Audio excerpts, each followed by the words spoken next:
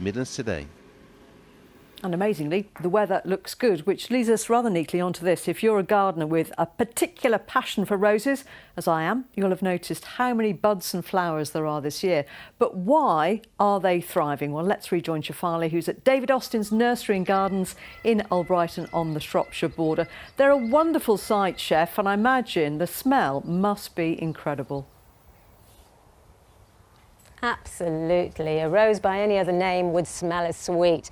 And absolutely true. We've got so many roses here. Apparently they fill the air with a fragrance that can be smelled all the way down the road. I haven't tested it out yet, but I'm sure it's true.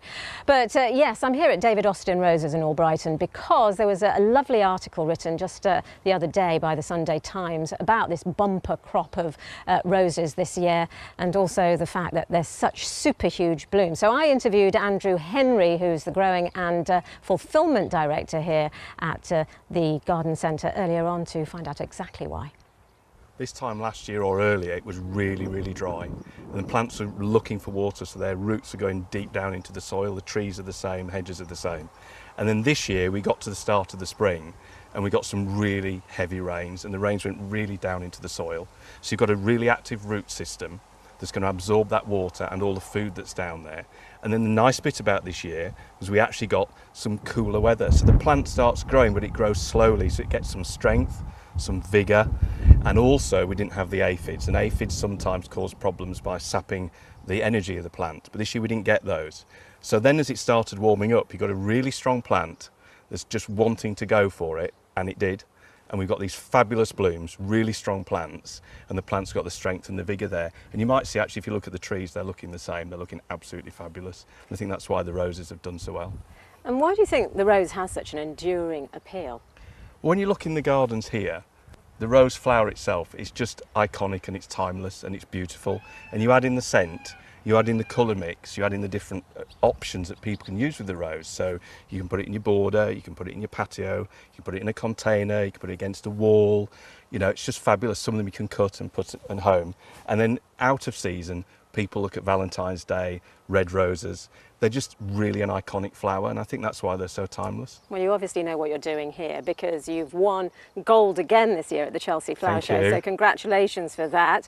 And it's the 27th time you've done that. Yes. Tell us how many acres of roses you have here. How many roses? So we've got about 160 acres with about 155 varieties. And as a business, those roses are grown in the fields. It takes 2 years to grow them. And then once we've lifted them from the fields, we then grade them, and you can buy them as a bare root or you grade them as a container.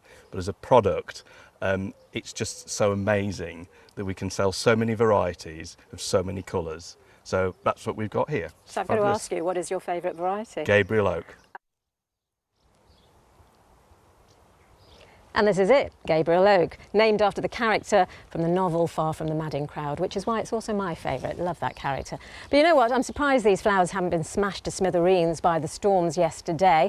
They're still intact. If you take a look at our Weather Watchers pictures, intact, and those gardens have survived, or at least some of them have, and thriving by the looks of things. But some lovely countryside scenes from our Weather Watchers today, so thank you very much for those. But before I get into the body of the forecast, just one interesting fact. Until today, 30 Celsius had not been reliably recorded here in the UK on the 13th of June. Well, we've broken that curse today because Porthmadog in Wales reached 30.8 Celsius. Hurrah!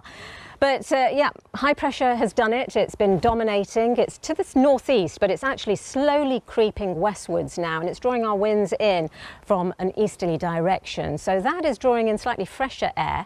So we're going to see the humidity ease over the next few days, the temperature slipping slightly, but it's still going to be hot and probably be more bearable for most of you.